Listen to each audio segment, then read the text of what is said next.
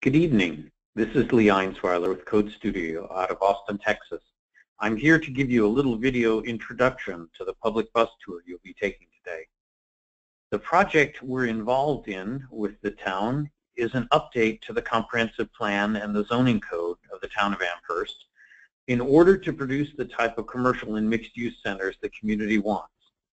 This update by Code Studio, with the help from town staff, a working committee, and a technical committee, will ensure that we plan for all the types of centers in the town and provide new zoning appropriate to each of those types of centers. Because we'll be using a charrette process in the fall of 2016 in order to do some of the more detailed planning for these, we will be selecting some centers within the town to study in greater detail. And while we study those and work on them during the charrette, we invite the community to be engaged and involved with us. And in order to do that successfully, we think it's very important that the community, the general public, be able to see things the way that we see them. So we're hoping to show you a little bit of material before your bus tour today to help you understand what you're looking at and what planners look at and urban designers look at when they look at the centers within the town of Amherst. So I'm going to share with you a number of urban design issues that are related specifically to the centers in the town, and later you'll get a chance to tour around with town staff and have a look at these centers and these issues specifically for yourself.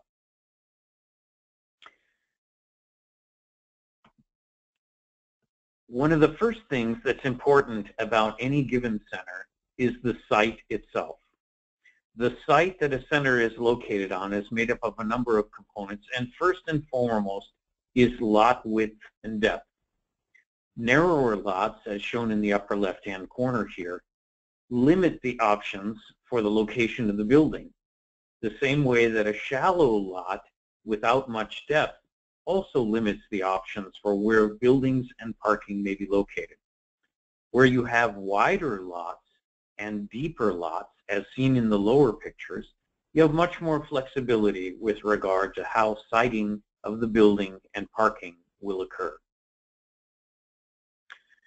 Other elements important to the site include the size of the blocks on which the sites are located, and whether or not internal connections can successfully be made, whether with streets, driveways, or other connections. You'll see on the upper photo on the left-hand side that there are no connections into the surrounding area, which is often done to achieve limitations on pass-through traffic that might occur in neighborhoods.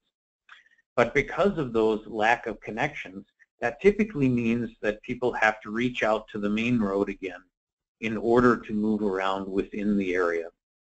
The connectivity image in the upper right shows you an example of a pod of development with really only one connection to the major adjacent street system. And because there's only one major connection to the street system, each of those components back behind, all of their traffic has to come out at one location. This is much more problematic than a more connected system like you see in the lower right-hand corner, in which there are a series of connections to adjacent roadways and internal connections between the parking lots. It's also important when looking at the site to think about how access is taken to the building. How do vehicles get to the site and access this building? Do they, for example, access it from the front and park in front of the building? Do they access it from behind, from the alley, and park in the rear of the building? Does the parking back out directly into the street itself? And are there safety concerns associated with that? Is access done by pedestrians or bikes, or perhaps via transit? And when you come via transit, is there a successful way to get to the front door of the business from the transit stop where you're dropped off? The site itself may have challenges with regard to parking location. In a Main Street environment, as shown in the lower left, parking is often to the rear, and the shops are pulled up to the street. In a shopping center or auto-oriented location, the substantial amounts of parking are typically located between the buildings and the street.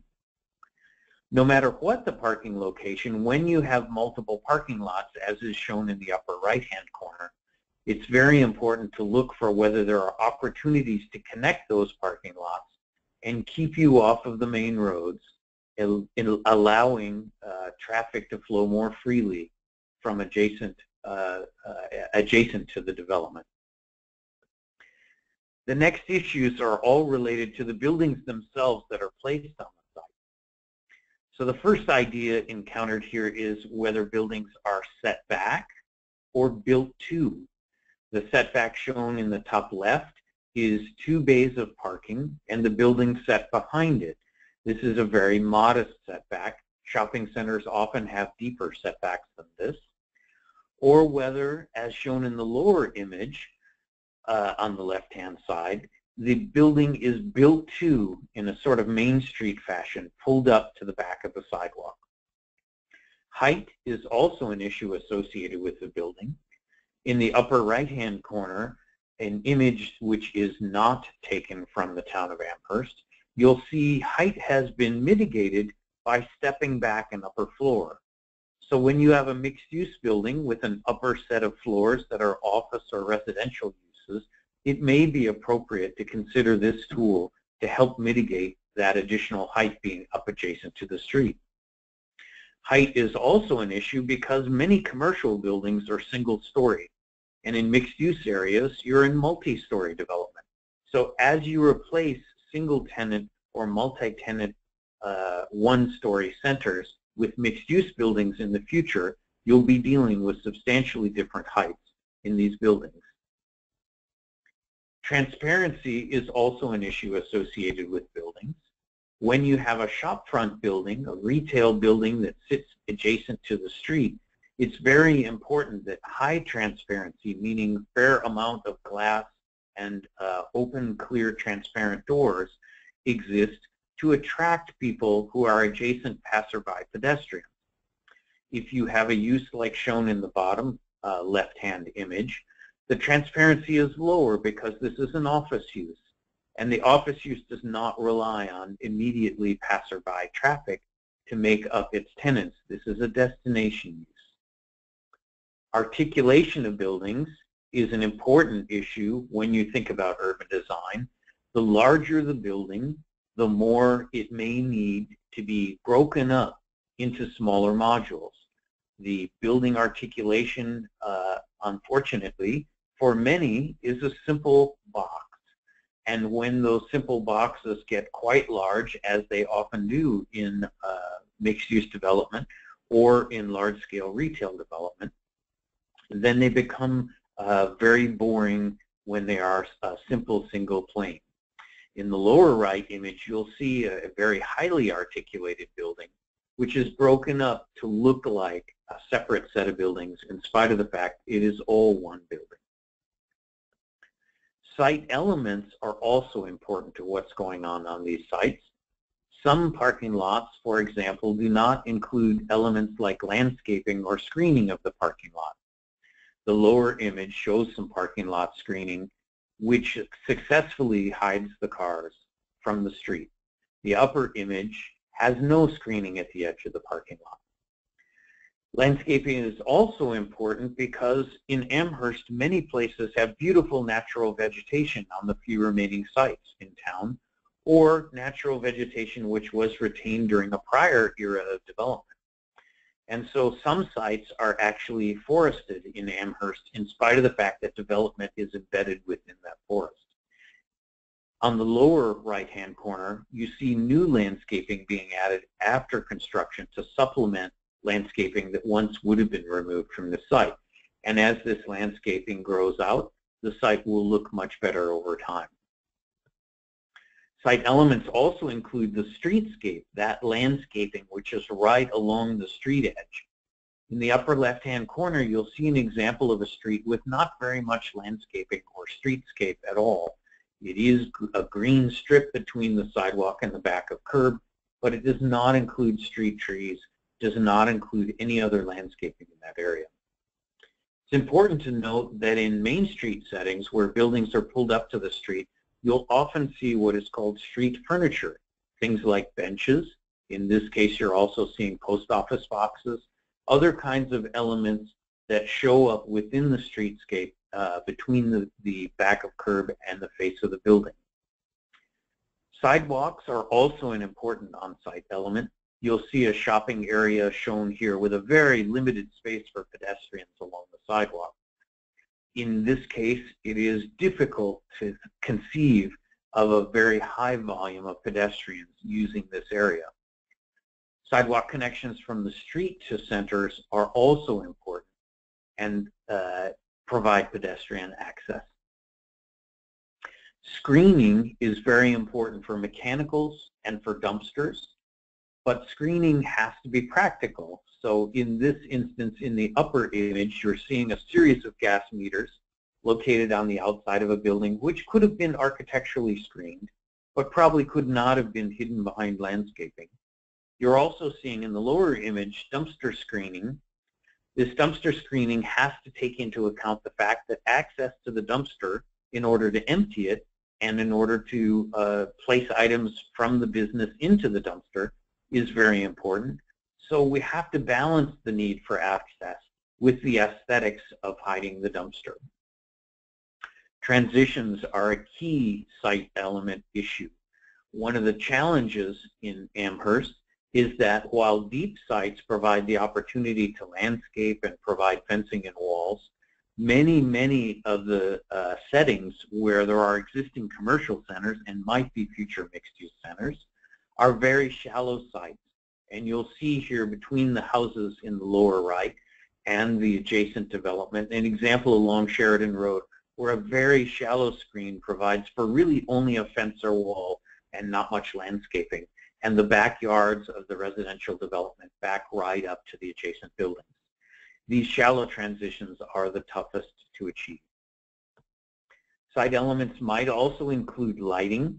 Here you see lighting that is shown, and the fixtures are actually full cutoff fixtures.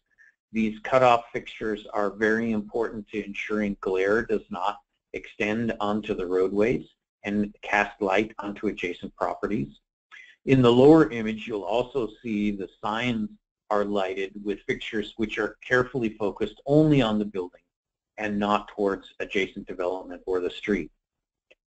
Signs are another key site element. When you have auto-oriented locations set back behind larger parking lots, you'll see often very large signs associated with that development because as cars pass by, they have a limited opportunity to see the sign, and a quite large sign is necessary.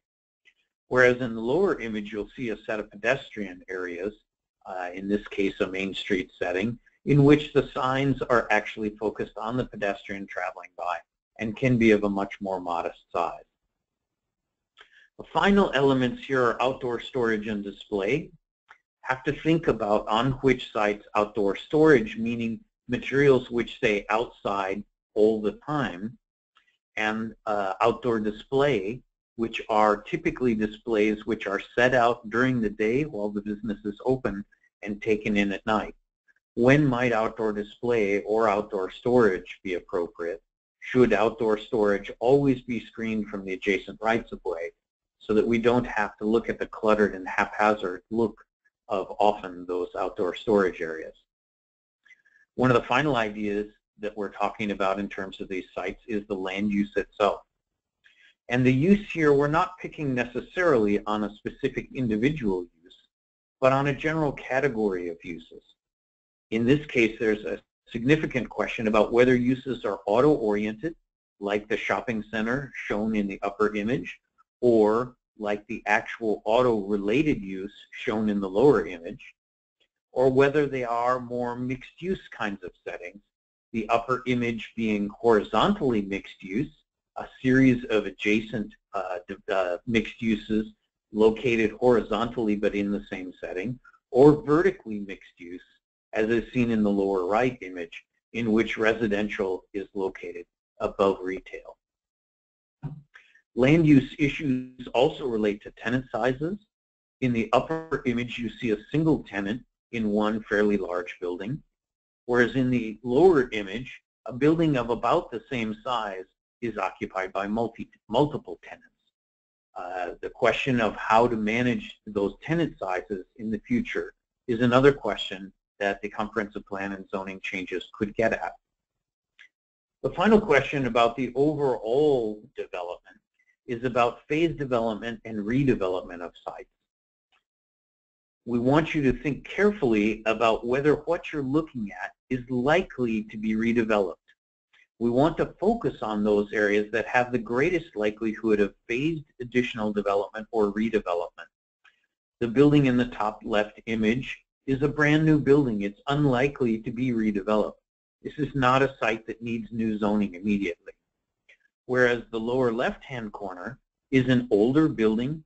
It's single stories. There are plenty of land area, and this is a likely redevelopment target provided there is enough access to the site and there is substantial adjacent traffic. So looking for the opportunities for redevelopment is something that you can help us think about as well. Don't forget, however, that sometimes the opportunity for development is right on the existing development site. So in the two right-hand pictures here, we're talking about the possibility of phased future development. Future development could occur within a parking lot, provided that you provide a parking garage on the site, and those parking spaces that were on the surface are then replaced with a building and the parking garage. Phased development may also mean expansion of existing buildings and the addition of new parking elsewhere on the site. So thinking about that as you think about the development is also important. So just a few of the ideas that you might look for as you go on your bus tour today. You can ask town staff about any of these ideas, and eventually this material will be placed on the website for the project, imagineamherst.com, and you'll have the opportunity to download it and look at these sites again in the future on your own, or perhaps encouraging your neighbors to join you and have a look at these sites and help yourself to understand these topical issues that we'll be dealing with as we try to come up with a new comprehensive plan amendment and new zoning for the mixed use and commercial centers in the town of Amherst. Thanks for your time. Enjoy your tour.